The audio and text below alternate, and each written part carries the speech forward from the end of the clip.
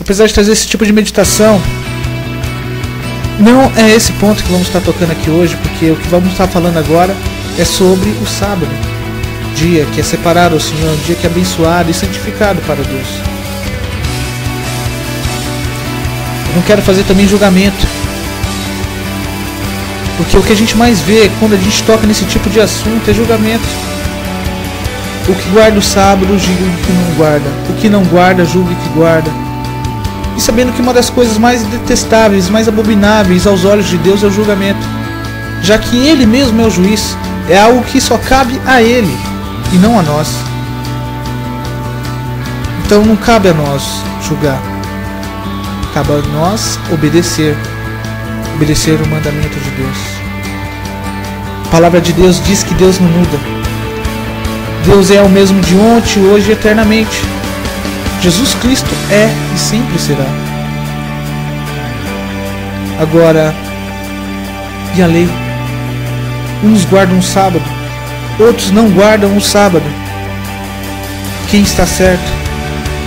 Quem cumprir esse mandamento vai para o céu. Quem não cumprir não vai para o céu.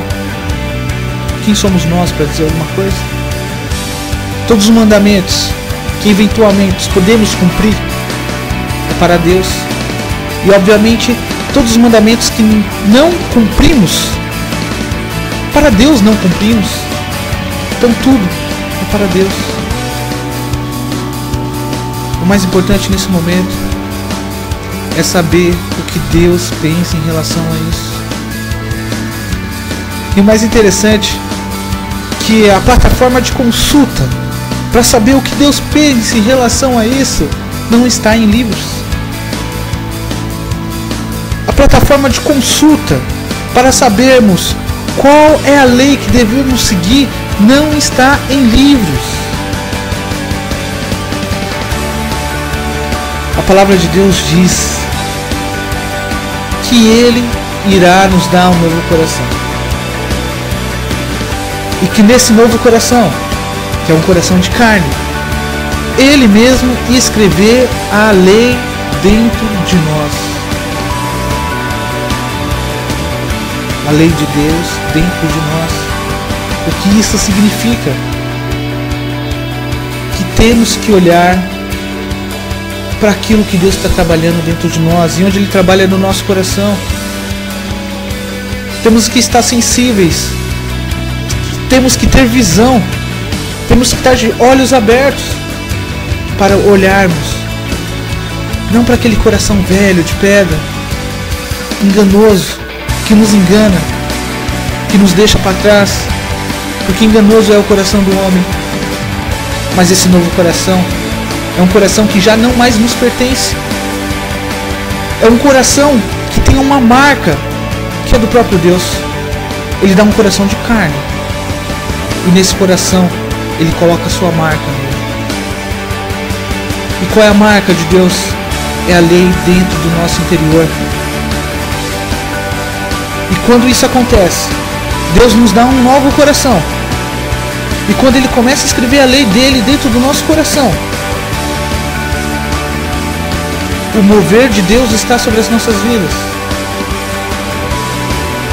E esse novo homem, esse novo coração em que Deus vai transformando, Ele vai ditando a sua lei. E essa lei que Deus escreve no coração de cada um de nós, essa lei que Ele exige que a gente guarde. Essa lei que temos que guardar. Então a pergunta que fica dentro do coração de cada um de nós, uma pergunta que cada um de nós temos que nos fazer,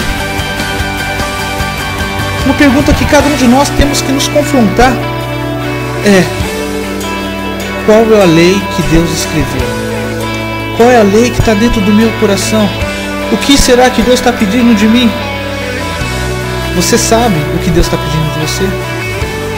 O engraçado é que a gente pode montar a pregação aqui, eu posso montar um jogo de palavras, mas é o Senhor que faz totalmente a diferença, porque Deus não fica apenas em palavras, Deus trabalha. Enquanto eu estou falando aqui, Deus já tem trabalhado na sua vida. E essa lei, Deus já escreveu no seu coração. Você hoje sabe o que você deve seguir.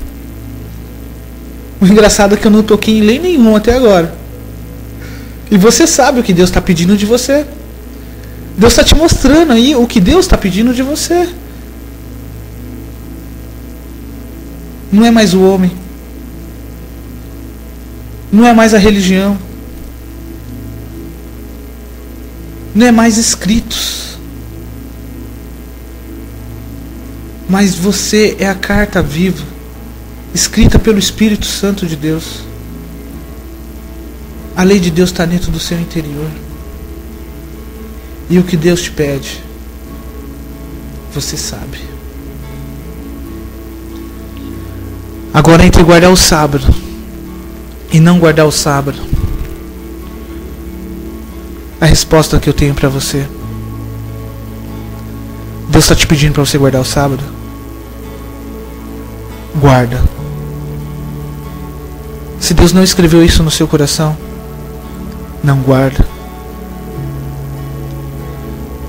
Engraçado que no começo do ministério, em que Jesus implantou aqui na terra o Evangelho,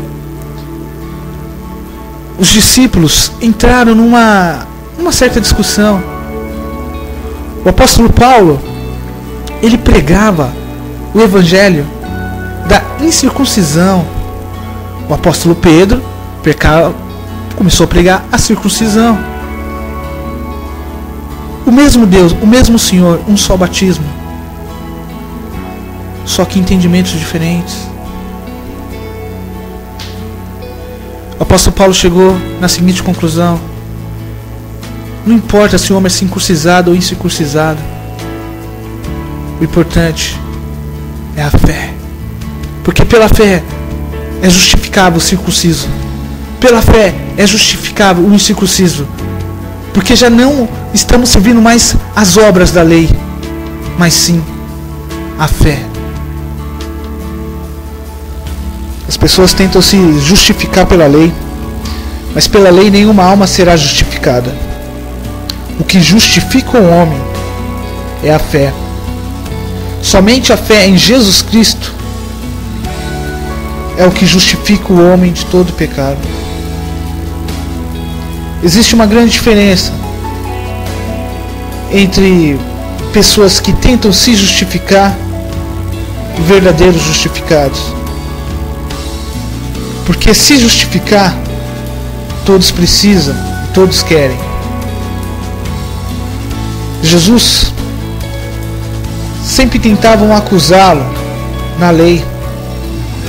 Pegavam os mandamentos, tentavam experimentá-los e tentavam se justificar a si mesmo. Ah, mas na lei de Moisés está escrito assim. Ah, o nosso pai Abraão falou assim. Até falaram que Jesus não era de Deus, porque na visão dos religiosos ele não guardou o sábado. A lei não é uma lei de aparência, ela é lei de um entendimento. É uma lei que pulsa junto com o nosso coração. É uma lei que pulsa junto com o sentimento. Porque se a gente não amar, a gente não guarda. Se a gente não guarda, a gente não ama. A lei está relacionada ao amor. É por isso que entender a lei é algo tão difícil. Porque é difícil entender o que é amor. A lei e o amor andam juntos. Não tem como separar o amor da lei e a lei e o amor. É por isso que ela se torna tão, às vezes, tão incompreensível. Para finalizarmos, Romanos capítulo 14, a partir do versículo 5. Um faz diferença entre dia e dia, mas o outro julga todos os dias iguais. Cada um esteja inteiramente seguro em sua própria mente. Aquele que faz a casa do dia, para o Senhor o faz, e o que não faz a casa do dia, para o Senhor não faz. O que come, para o Senhor come, porque dá graças a Deus. E o que não come, para o Senhor não come, e dá graças a Deus. Porque nenhum de nós vive para si, e nenhum morre para si. Porque se vivemos, para o Senhor vivemos, se morremos, para o Senhor morremos. De sorte que, vivamos ou morramos, somos do Senhor. Porque foi para isso que Cristo morreu, e ressurgiu e tornou a viver, para ser Senhor tanto dos mortos, como dos vivos. Mas tu, por que julgas teu irmão? Ou tu, também, por que desprezas teu irmão? Pois todos havemos de comparecer ante o tribunal de Cristo, porque está escrito: como eu vivo, diz o Senhor, que todo joelho se dobrará a mim e toda língua se confessará a Deus. De maneira que cada um de nós dará conta de si mesmo a Deus. Assim, que não julguemos mais uns aos outros, antes seja o vosso propósito, não por tropeço ou escândalo ao irmão. Eu sei, e estou certo no Senhor Jesus, que nenhuma coisa é de si mesmo imunda, a não ser para aquele que tem por imunda. Para esse é imunda.